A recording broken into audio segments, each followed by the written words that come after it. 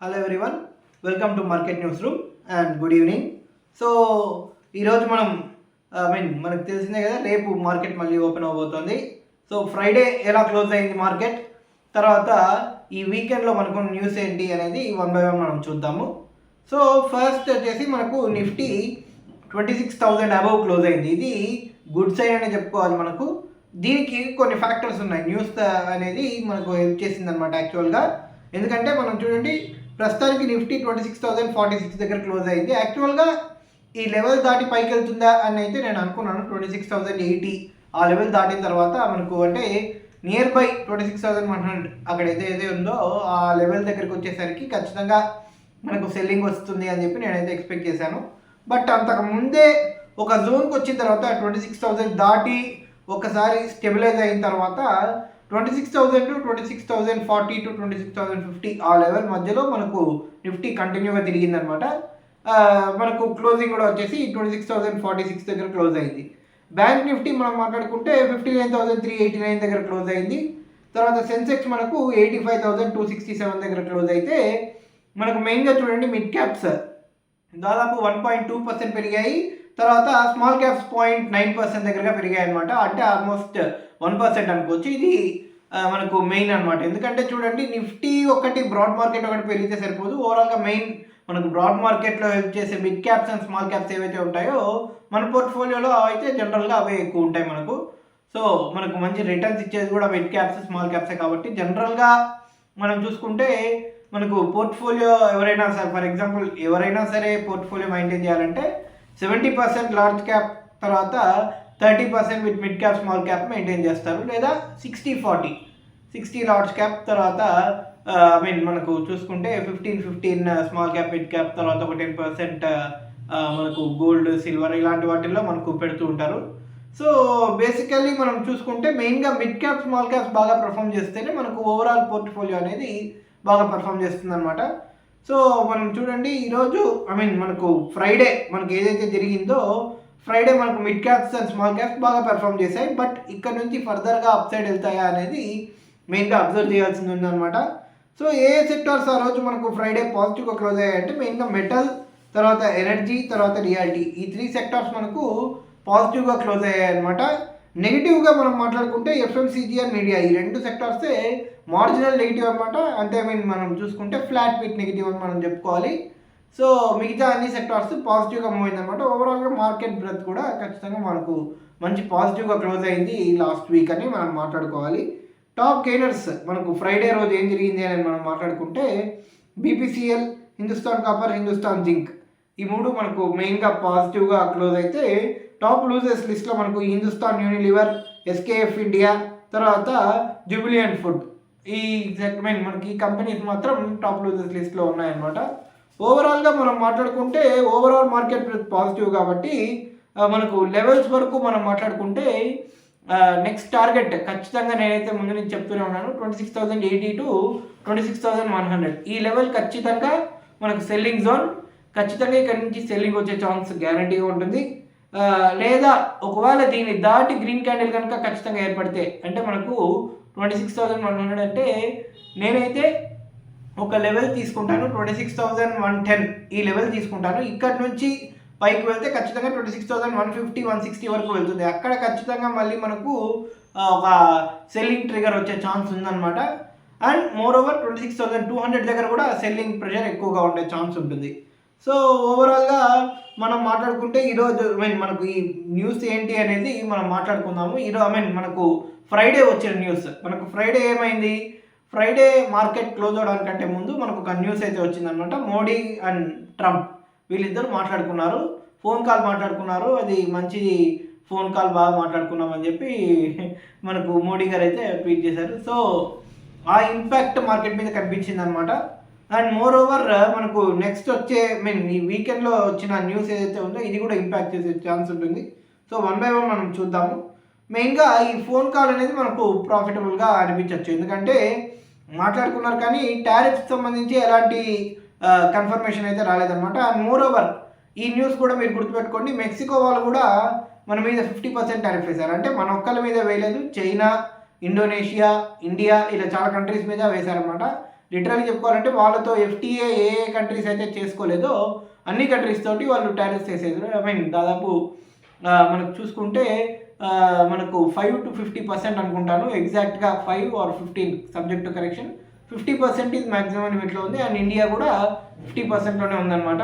So ఇక్కడ మీరు ఒకటి అబ్జర్వ్ చేయాలి మెయిన్గా ఏంటంటే, FTA ఏదైతే చేసుకుంటారో ఆ కంట్రీస్తో వీళ్ళు డీల్స్ మాట్లాడుకుంటున్నారు. సో ఆల్రెడీ మనకు సంబంధించి మనం కూడా ఆల్రెడీ ట్రేడ్ టాక్స్ అయితే మొదలుపెట్టామన్నమాట మెక్సికో వాళ్ళతోటి. మేబీ మనం కూడా తొందరలోనే మెక్సికోతో ఒక FTA అయితే సైన్ చేయొచ్చు, ఆ పాసిబిలిటీ అయితే ఉందన్నమాట. ఇండైరెక్ట్గా మనం మాట్లాడుకుంటే Mexico is a border country of USA. So maybe Trump USAకు మెక్సికోకు ఉన్న మనకు లింక్ ఏదైతే ఉందో చాలా పాతది అండ్ తీయలేము, ఎందుకంటే బార్డర్ స్టేట్స్ కాబట్టి మెక్సికో అనేది. ఖచ్చితంగా మెక్సికో USA ప్రెషర్ మీద ఏమైనా ఈ టారిఫ్స్ వేసిందా అనేది కూడా కొంతమంది మాట్లాడుతున్నారు. బట్ FTA చేసుకుంటే తగ్గిపోతుంది కదా అనేది అందరు అనుకుంటున్నారు అనమాట. సో ఇప్పుడు మనకు FTA అనేది జరుగుతుందా లేదా, జరిగితే ఎలాంటి ఆపర్చునిటీస్ అయితే వస్తాయనేది మెయిన్గా చూడాలన్నమాట. సో ఒక సాడ్ న్యూస్ ఏంటంటే, టెర్రర్ అటాక్ జరిగింది ఆస్ట్రేలియాలో, same typical of Pahalgam attack అనమాట. బాండీ బీచ్, న్యూ సౌత్ వేల్స్, సిడ్నీలో జరిగింది. సో దాదాపు 10 మంది చనిపోయారని చెప్పి అంటున్నారు, ఇద్దరు అనమాట. అందులో 1 క్యాండిడేట్ ఎవరైతే టెర్రరిస్ట్గా ఎవరైతే ఉన్నాడో వాడిని గుర్తుపట్టారనమాట. వాడిని నజీర్ అహ్మద్ అనుకుంటారు, some name. He is from Pakistan అని చెప్పి అయితే కొన్ని రిపోర్ట్స్ అయితే క్లెయిమ్ చేస్తున్నాయి. So once again Pakistan and terror attack and same style of Pahalgam అనమాట. పబ్లిక్ ప్లేస్లో జరిగింది, టూరిస్ట్ ప్లేస్ అనమాట, బీచ్లో జరిగింది. సో 10 మెంబర్స్ చనిపోయారు, condolences to the family. And మనం మాట్లాడుకోవాలంటే ఈ టెర్రరిస్ట్ అటాక్ నిజంగా మనకు చూడండి, పహల్గామ్ అటాక్ ఎలాగైతే జరిగిందో అలాగే చేశారట లిటరల్లీ. సో కొంతమంది కాపాడడానికి ట్రై చేసి పాపం దాంట్లో చనిపోయిన 10 మందిలో ఒక 1 పర్సన్ కూడా మిగతా వాళ్ళని కాపాడడానికి తను ప్రాణాలు పెట్టేశాడనమాట. సో అతను గ్రేట్ ఎఫర్ట్. సో ఓవరాల్గా వాళ్ళిద్దరిని షూట్ చేసేసారు, న్యూట్రలైజ్ చేశారని చెప్పి న్యూస్ అయితే వస్తుందన్నమాట. సో ఇది ఎప్పటికీ అవుతుందో ఏంటో, ఈ టెర్రరిస్ట్ అటాక్ని సీరియస్గా తీసుకోవాలి. సో చూడాలి మెయిన్గా ఎలా జరుగుతుంది ఏంటి అనేది. అండ్ మోర్ ఓవర్ ఈ న్యూస్ మనకు ఇంపార్టెంట్ అనమాట. మార్కెట్ని ఒకవేళ మనకు టెర్రరిస్ట్ అటాక్ పరంగా ఈ న్యూస్ అనేది మనకు మార్కెట్ పరంగా లేకపోయినా ఈరోజు హెడ్లైన్స్ మొత్తంలో ఈ న్యూసే ఉందన్నమాట, టెర్రర్ అటాక్ జరిగింది అనేది. సో ఓవరాల్గా ఇండియా EU దీనికి సంబంధించిన ట్రేడ్ టాక్స్ ఏవైతే ఉన్నాయో ఇది మనకు మార్కెట్ని ఇన్ఫ్లుయెన్స్ చేసేదన్నమాట. ఎందుకంటే మనకు USA తర్వాత మెయిన్గా EUతో ఎప్పుడైతే మనకు FTA జరుగుతుందో ఆటోమేటిక్గా మనకు మనకు ఎక్స్పోర్ట్ మీద ఏ ప్రెషర్ అయితే ఉందో టారిఫ్స్ సంబంధించి అది తగ్గే ఛాన్స్ ఉందన్నమాట. సో ఇప్పుడు వస్తున్న లేటెస్ట్ న్యూస్ ఏంటంటే, కంప్లీషన్కి చాలా దగ్గరగా ఉంది ఈ ఇండియా EU ట్రేడ్ డీల్ అనేది అని చెప్పి అంటున్నారు అనమాట. సో ఒకవేళ అది కనుక జరిగితే ఖచ్చితంగా మనకు మంచి బూస్ట్ వచ్చే ఛాన్స్ ఉందన్నమాట, మన ఎక్స్పోర్ట్స్కి కానీ తర్వాత మన ఎకానమీకి కానీ ఓవరాల్గా. సో ఇది వీళ్ళని త్వరగా కంప్లీట్ అవ్వాలని కోరుకుందాం, ఎందుకంటే డిసెంబర్ ఎండింగ్కి వీళ్ళు డెడ్లైన్ పెట్టుకున్నారు మన వాళ్ళు. సో ఒకవేళ అన్నీ పర్ఫెక్ట్గా జరిగి డిసెంబర్ ఆర్ జనవరి బిగినింగ్కి కనుక మనకి జరిగితే ఖచ్చితంగా మనకు ఇప్పుడు ఈ 50% టారిఫ్ ఏదైతే ట్రంప్ వేశాడో దాని నుంచి కొన్నిటికి రిలీఫ్ వచ్చే ఛాన్స్ ఎక్కువగా ఉందన్నమాట, ఎస్పెషల్లీ టెక్స్టైల్ సెక్టర్. సో మనం చూడండి, ఇంకొక న్యూస్ ఏంటంటే, ఈ న్యూస్ మనకు H1B వీసాకు సంబంధించిన అనమాట. మీకు తెలిసిందే, H1B వీసాకు సంబంధించి $1,00,000 ఇది పెట్టాడు, ఫీజు పెట్టాడు ట్రంప్. సో ఇప్పుడు 20 US స్టేట్స్ ఏవైతే ఉన్నాయో వాళ్ళు లా సూట్ వేశారనమాట ఎగనెస్ట్గా ఈ $1,00,000 H1B వీసా ఫీజు సంబంధించి.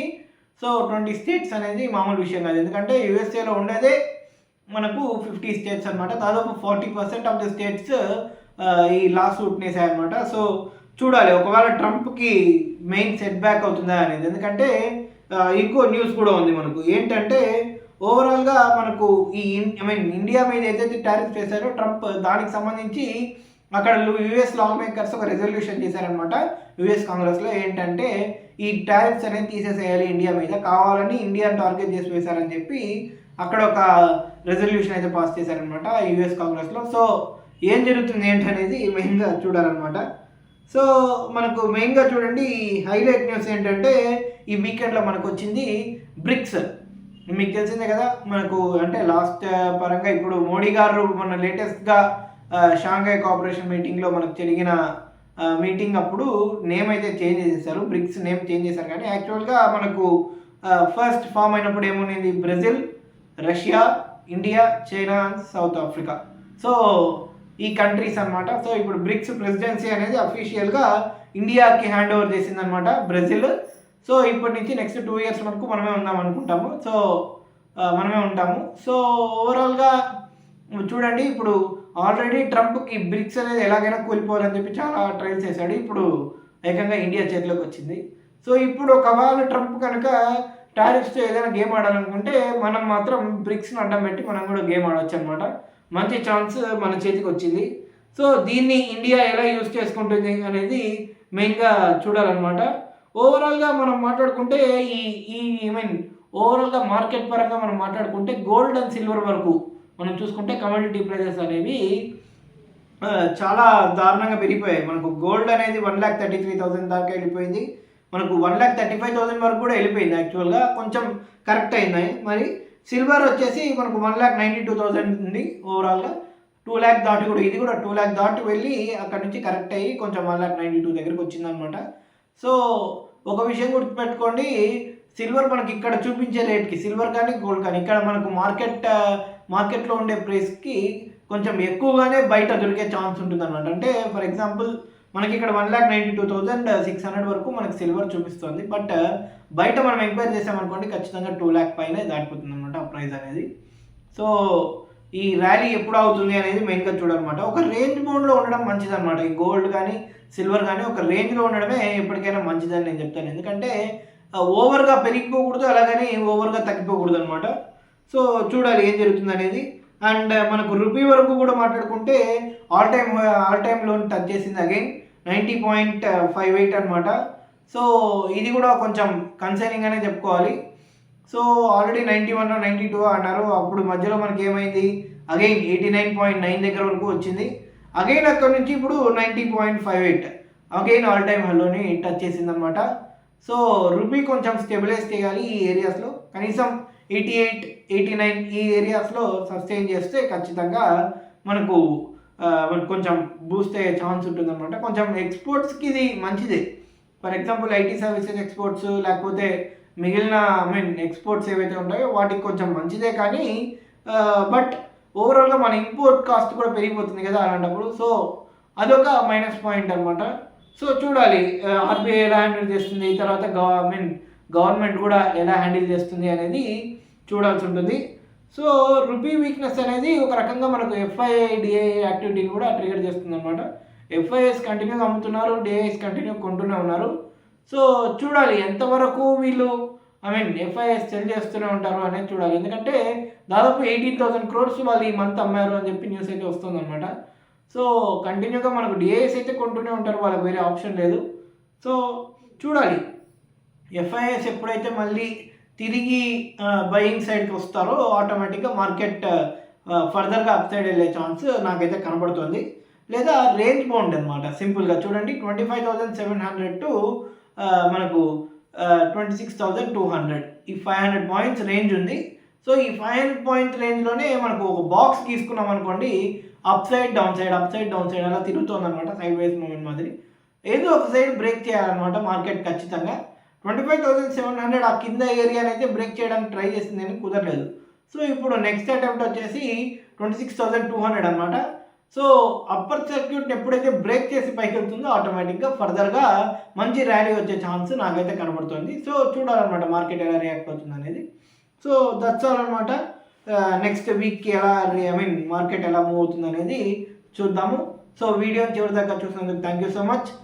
కంటెంట్ కనుక మీకు నచ్చినట్టయితే లైక్, షేర్ చేసి సబ్స్క్రైబ్ చేయండి. మళ్ళీ రేపు మార్కెట్ క్లోజ్ అయిన తర్వాత మార్కెట్ అనాలిసిస్ వీడియోలో మళ్ళీ కలుద్దాం. Until then take care, bye bye and good night.